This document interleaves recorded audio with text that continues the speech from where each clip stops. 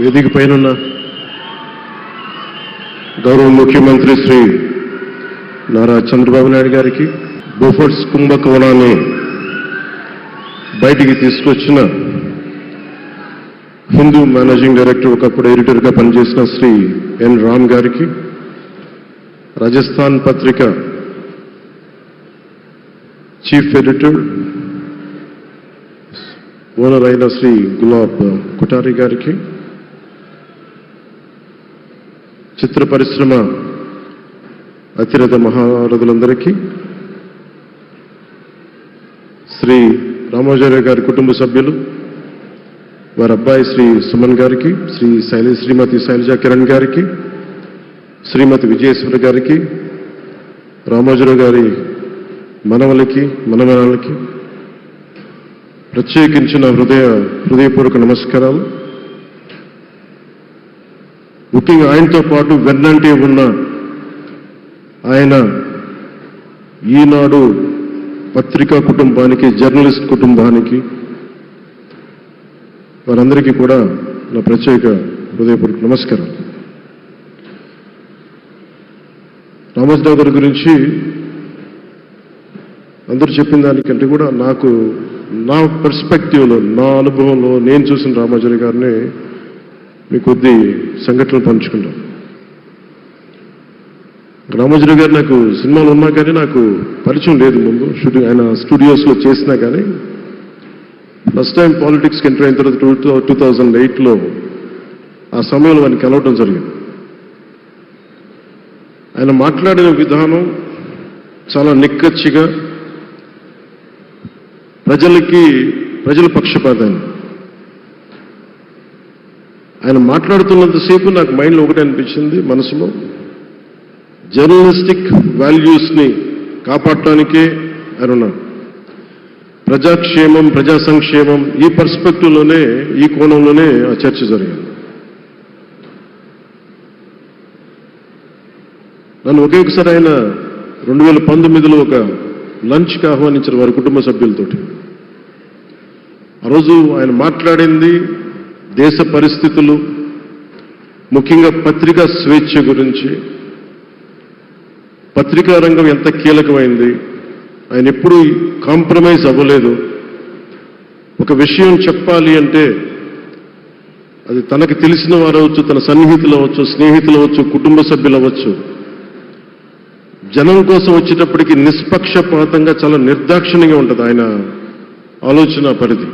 అదే ఆయన ఈనాడు పేపర్లో రిఫ్లెక్ట్ అవుతుంది. నేను చాలాసార్లు అనుకునేవాడిని, ఒక వ్యక్తికి ఇంత, ఆయన ఆ రోజు లంచ్ తర్వాత కూర్చున్నప్పుడు ఆయన మాట్లాడుతుంటే ఆయన వేదన నేను చూశాను.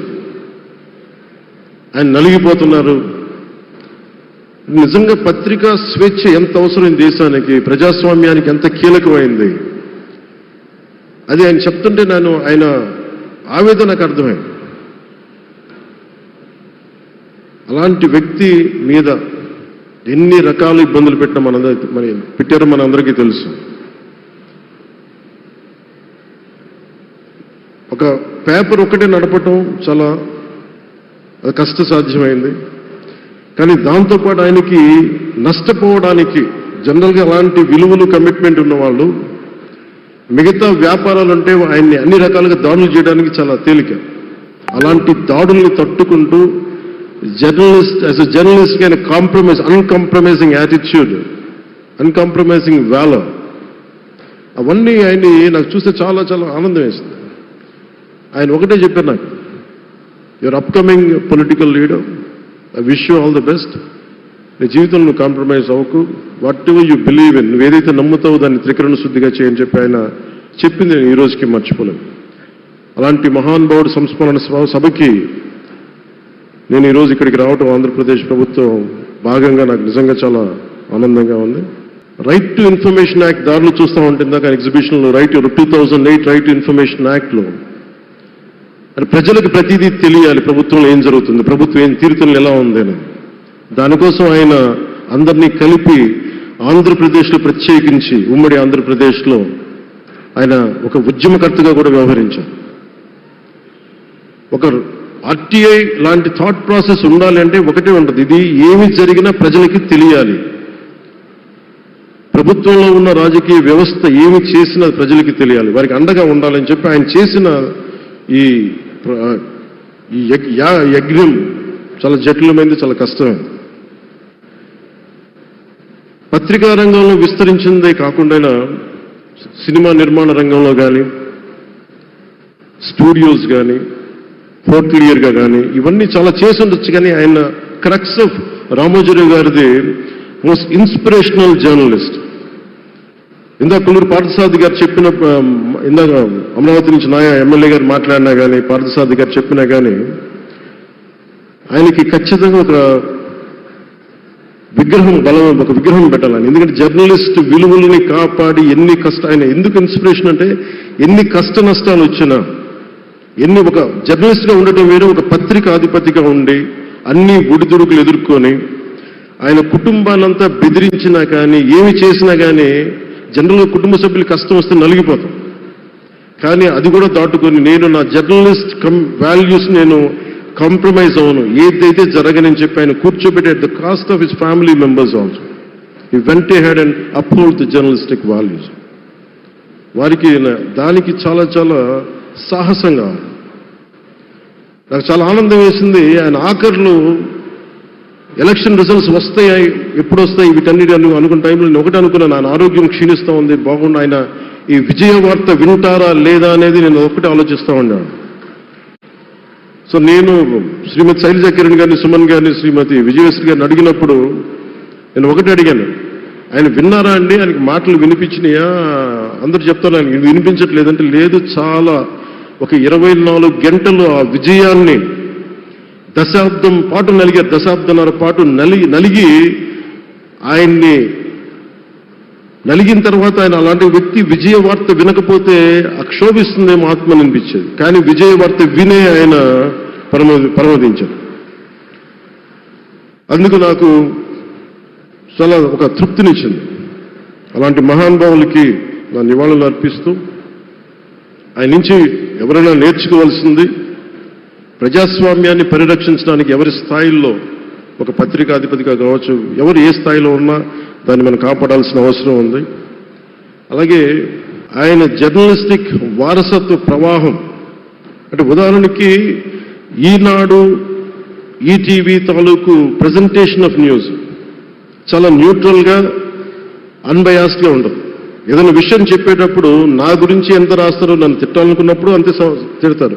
అంటే నువ్వు చేసే పనిని బట్టే గుర్తిస్తారు తప్ప నాకు తెలుసు కదా అని చెప్పి మళ్ళీ దానికి ఫేవరెటిజం ఉండదు. అది తెలుగుదేశం పార్టీ కావచ్చు, ఇంకొక పార్టీ కావచ్చు, కాంగ్రెస్ కూడా కావచ్చు. కాంగ్రెస్ చేస్తే కాంగ్రెస్ని ఆయన్ని పైకెత్తిన సందర్భాలు ఉన్నాయి. అలాగే ఏ పార్టీ తప్పులు చేసి నచ్చని, ప్రజలకి ఇబ్బందికరమైన సంఘటనలు జరిగినప్పుడు ఏం మాత్రం వెనకాడకుండా ఫ్రంట్ పేజీలు వేసాడు. ఫ్రంట్ పేజ్లో మరీ చాలా బలంగా చేసేవాడు. సో అందుకే నాకు అనిపించింది, ఒక జర్నలిస్టిక్ వాల్యూస్, ఆయన తాలూకు వారసత్వ ప్రవాహం ప్రతి జర్నలిస్టు పుణికి పుచ్చుకోవాలి, అది తీసుకోవాలి. ఒక నది, ఒక ప్రవాహం వెళ్తున్నప్పుడు మన స్థాయి, అది నువ్వు ఒక చిన్న బకెట్తో తీసుకుంటావు, చెంబుతో తీసుకుంటావు, ప్రవాహంలో నీళ్ళు ఉన్నట్టుగా రామోజీరావు గారి జర్నలిస్టిక్ వారసత్వ ప్రవాహాన్ని మనం ఎంత తీసుకుంటాం అనేది మన స్థాయిని బట్టి ఉంటుంది. అది ఒక మోటార్ వేసి ఒక ట్యూబ్ మనకి పైప్లో తోడుకునేలాగా ఉండొచ్చు, లేదంటే నా స్థాయి ఇంతే అంటే కూర్చోబెట్టి ఒక చెంబుతో తోడుకోవచ్చు. అలాంటి అపరిమితమైన ప్రవాహం, ఆగని ప్రవాహం, ఉధృతమైన రామోజీరావు గారి జర్నలిస్ట్ వారసత్వ ప్రవాహం ఈ రాష్ట్ర ప్రజలందరూ కూడా, తెలుగు ప్రజలందరూ కూడా దాని నుంచి మనకి ఒక స్ఫూర్తిని తీసుకోవాలని మనస్ఫూర్తిగా కోరుకుంటూ, నాకు అవకాశాన్ని ఇచ్చిన నా సహచర మంత్రివర్యులందరికీ, ఇక్కడికి వచ్చిన ప్రత్యేక ఆహ్వానితులుగా వచ్చిన జర్నలిస్ట్ పెద్దలందరికీ, పత్రికా ప్రతినిధులందరికీ, ఇక్కడికి వచ్చిన అతిథులందరికీ, విశిష్ట అతిథులందరికీ ప్రత్యేకమైన ధన్యవాదాలు తెలియజేసుకుని, కృతజ్ఞతలు తెలియజేసుకుంటూ సెలవు తీసుకున్నాను. జై Hind. Thank you honourable deputy chief minister గారు.